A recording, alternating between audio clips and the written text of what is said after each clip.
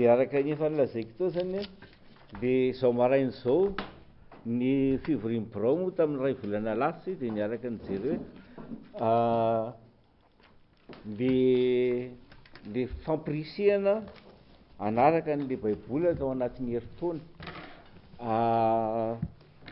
karazana partage momba an'iny zany amin'ny manaraka azo asiana fanontaniana le izy fa ny atao androany misy texte anankiroa zay iveriko hoe mahasoa atsika zany ny mijery an'le izy fa ny tena tombony zany am'le baiboly herintaona misy mpanompon'Andriamanitra zay hoe Ralph Salisy fantatsika ngamba Ralph Salisy nanoratra an'le boky hoe si tu veux aller loin na hoe explosion de vie le fiainana mivelatra ho an'ny hafa de ozy izy hoe ny olona mpanompon'Andriamanitra ozy izy ny olona hiasa ao an'Andriamanitra de tokony navita indroa farafahakeliny an'le baiboly atao anatin'ny herintaona zany hoe anatin'ny de izy efa antitra be moa izy de izy efa indimapolo navita le baiboly atao vitana ao anatin'ny herintaona de anontaniana izy ahoana zany ny ataonao mbola hamaky indray aho izy satria ohatrany hoe misy vaovao foana zany le tenin'Andriamanitra de ny zavatra anankiray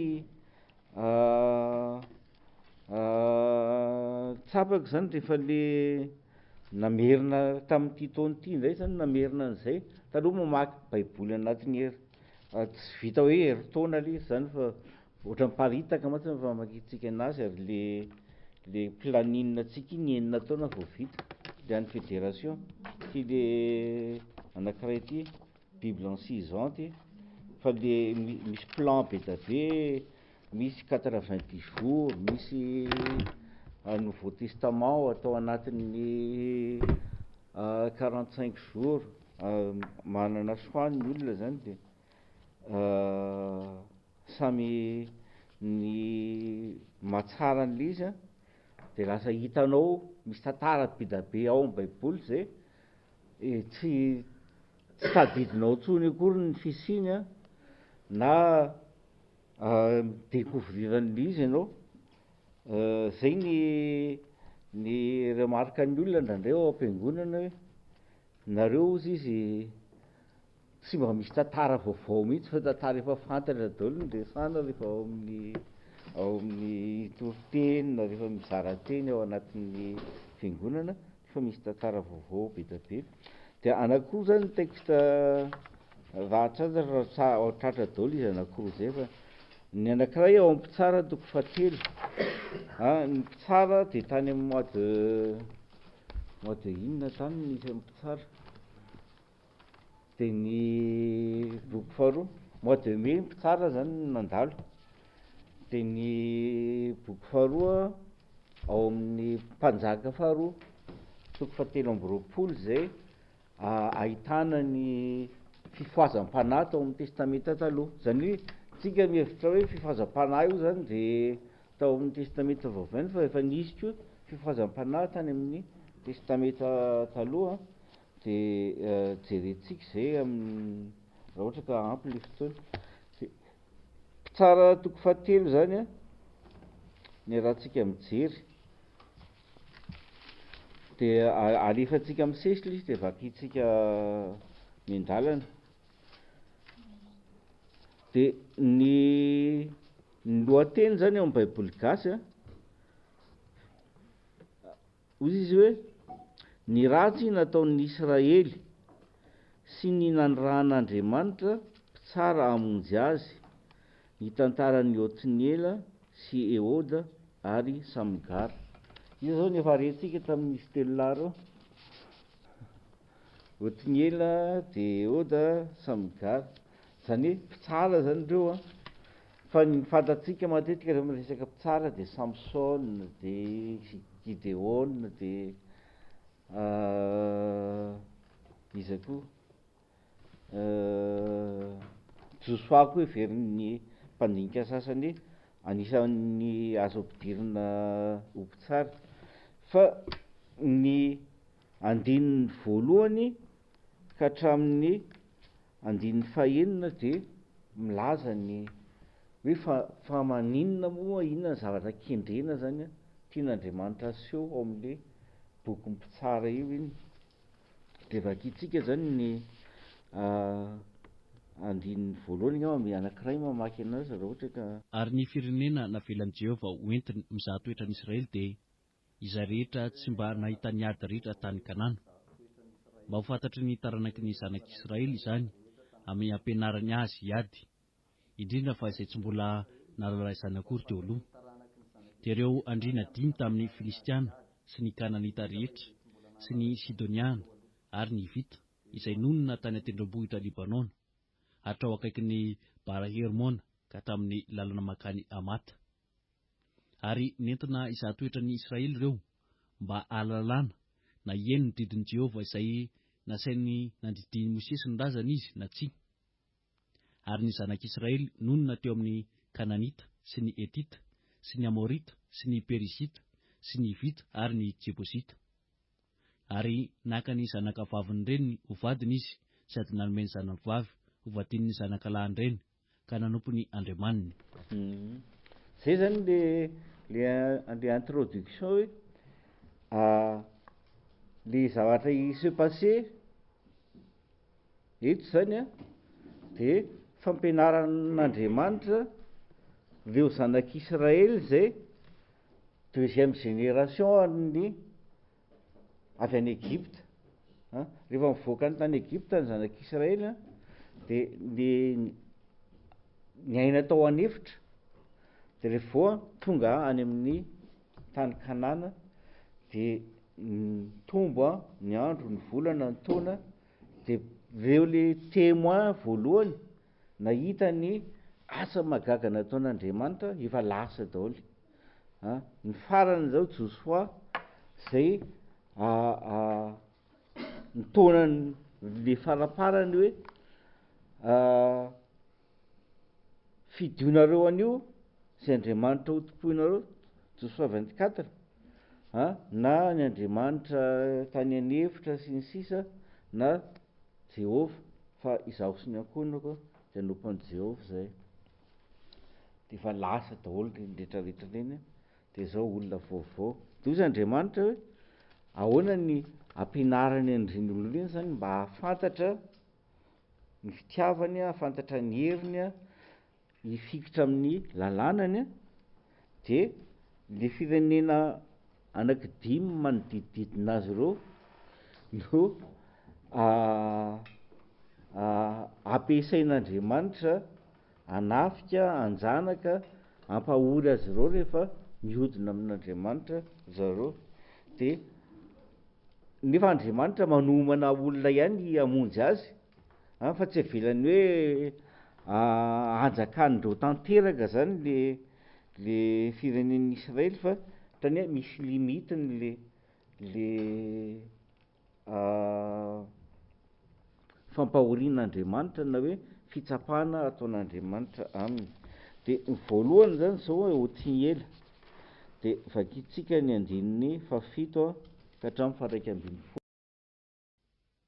Ary nanao izay ratsy eo mason'i Jehovah ny zanak'Israely ka nanadino any Jehovah Andriamaniny ary nanompo ireo Bala sy Asera. De nirehitra tamin'Israely ny fahatezeran'i Jehovah ka nivarotra azy eo an-tanan'ny Kosana Restaima mpanjakan'ny Mesopotamia izy.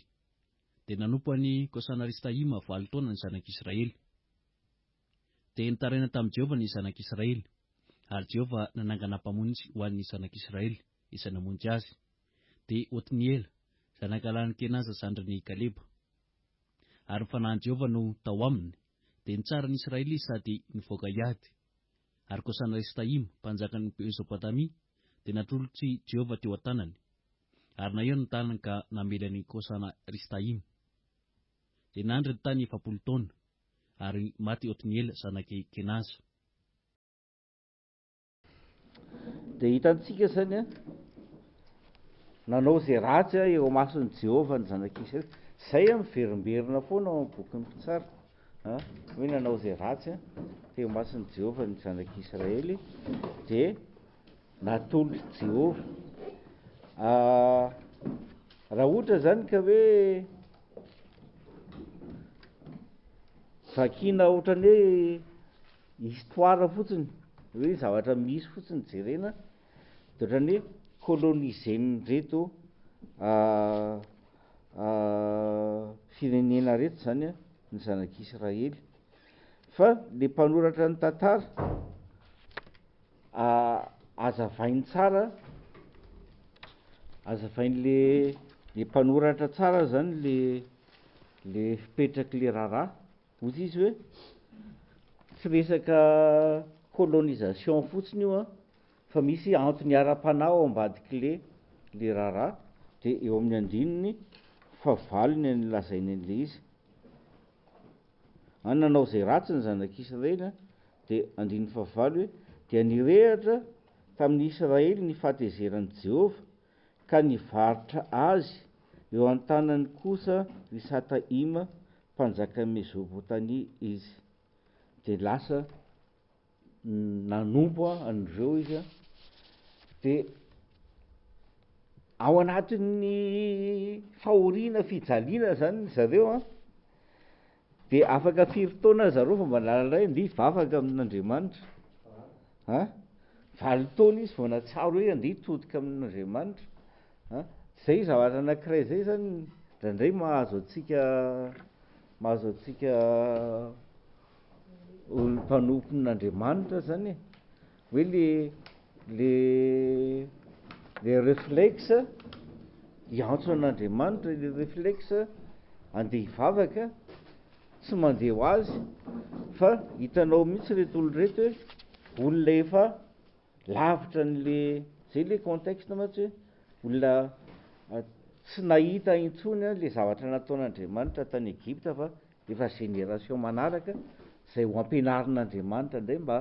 ahita ny heriny sy ny fitiavany ary ny famonjiny. De ny andro valo taona le zanak'Israely vao nitodika tamin'Andriamanitra de nandefa olona Andriamanitra any amin'ny Gideona asa raha tadiditsika hoe inona ny première étape ny famonjena nataon'Andriamanitra iny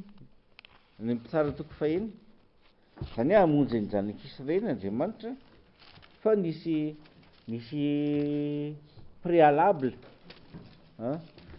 de mpitsara toko fahenina de ny andininy fahenina sy fafito. Ary de nahantra indritra ny Israely noho ny Midiana ka nitaraina tamin'i Jehova izy. Ary raha nitaraina tamin'i Jehova ny zanak'Israely noho ny Midiana, Jehova dia naniraka mpaminany anankiray ho any amin'ny zanak'Israely, izay laza taminy hoe izao no lazain'i Jehova Andriamanitry ny Israely, izao no nitondra anareo niakatra avy tany Egypta sady nitondra anareo nivoaka avy tany amin'ny trano nadevozana, ary namonjy anareo tamin'ny tanan'ny Egyptiana sy ny tanany izay rehetra nampahory anareo, dia nandroaka ireny teo alohanareo aho ka nomeko anareo ny taniny. Zay eo zany a le mpaminany ny nalefan'Andriamanitra voalohany, zay fa nandefa mpamonjy izy, zany hoe fiantsoana hibebaka zany